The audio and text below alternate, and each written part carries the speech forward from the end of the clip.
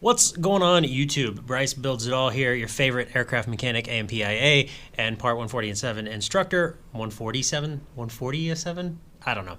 147 instructor back with another video. And in this video, I'm going to start a new series, albeit not very long, probably only 3 or 4 episodes, but I'm going to start a new series on So You Want to Be.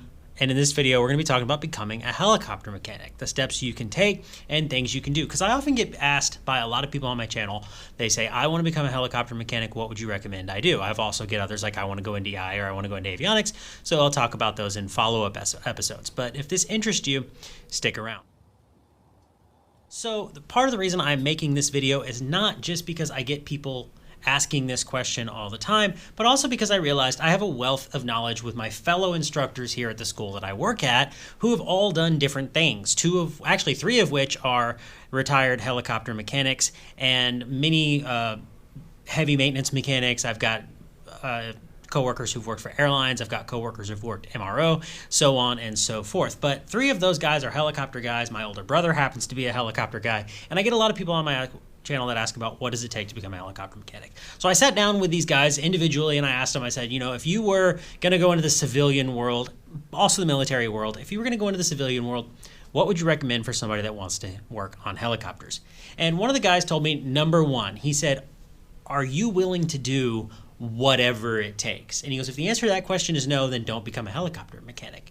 And he elaborated on it like this. He said, if you're willing to go to Montana in the middle of nowhere to become a helicopter mechanic, it might be for you. It might be something that you want to do. He goes, but if you're not willing to do that, he goes, if you're not willing to get divorced, I know this sounds really harsh, but I'm just quoting what he said. He said, if you're not willing to get divorced, if you're not willing to go and move on the drop of a dime, then, you know, maybe you don't want to go into helicopters. But what he did, and how he started, was he actually went to a flight school and he worked for some really small, sometimes shady characters, but he worked for really small crop dusters and flight schools and things like that, getting experience so that he could get 3 years of Rotorcraft experience and so that he could start applying at bigger places, and more and more and more just started growing and diversifying his skill sets as a Rotorcraft mechanic. And the gentleman that I'm talking about now happens to be able to, if I was honest, he could go to just about any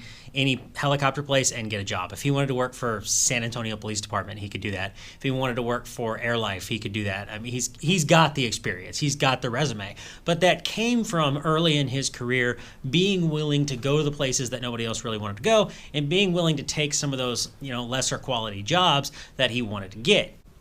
Little post editorial note before I get far into that thought. I did want to add, one of the other things we talked about was, you know, work schedules. He said being willing to do whatever it takes. Are you willing to work 14 on, 14 off shifts in the oil field, 14 hours on, 14 hours off, or 14 days on, 14 days off oil field? Are you willing to travel? Are you willing to do the work and the schedule and work the schedule that nobody else is going to work? Because one of the things that one of these guys was telling me is that you spend a lot of your time attached at the hip to your pilot, because helicopters never break down at base. They always break down off base, and then you have to go and get them. So it's usually then loading up all the kits, getting everything all together, and then traveling out to the helicopter to do the repairs to get it back. And he even told me a story of where they had a helicopter land off field, and it just happened to land in the mud, and it took them like 2 days just to dig the skids out of the mud to get this helicopter back up and off field and back to its home base. So anyways, back to what I was saying.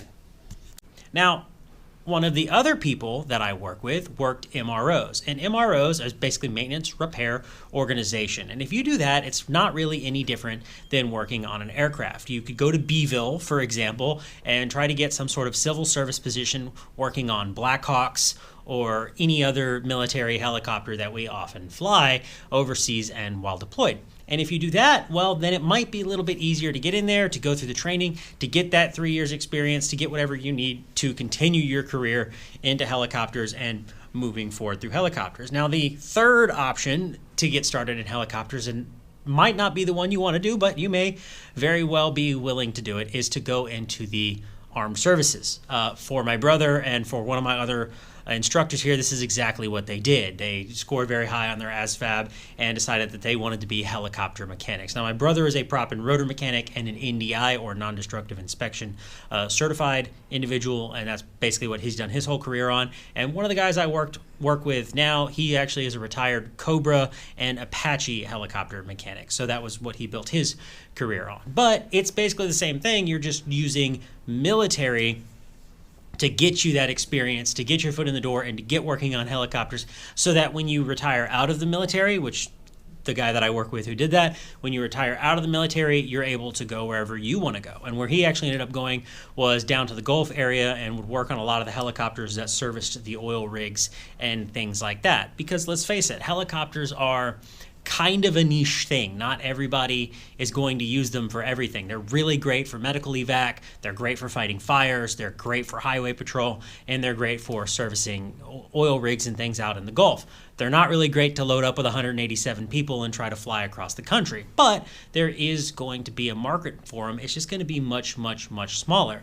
So if you want to be competitive in that market, and if you want to get your foot in the door, you're going to have to do things that you might not want to do as just a regular aircraft mechanic, or I should say things that you might not have to do as a regular aircraft mechanic. So keeping that open mind and being willing to go out there and being willing to go above and beyond and do the things that nobody else wants to do is probably your ticket to become a helicopter mechanic. I am going to go ahead and wrap it up there. I don't really want to take too much of your time. If you want to see more of these videos, like I said, I work with a lot of guys and have a wealth of knowledge and experience through them, not of my own, on how they started their careers and the steps that they took. So if there's something you're curious about, whether it be avionics or something else, and you would like to see me talk to these guys and make a video on that about what you can do to start in whatever career field it might be that you want to go into, don't be afraid to drop it down in the comments. And if it's something that I'm able to make, I will do my best to make it. As always, thank you so much for watching my videos. Thank you for sticking around.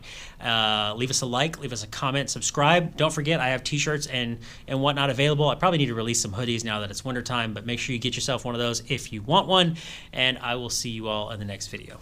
Go build something and be easy.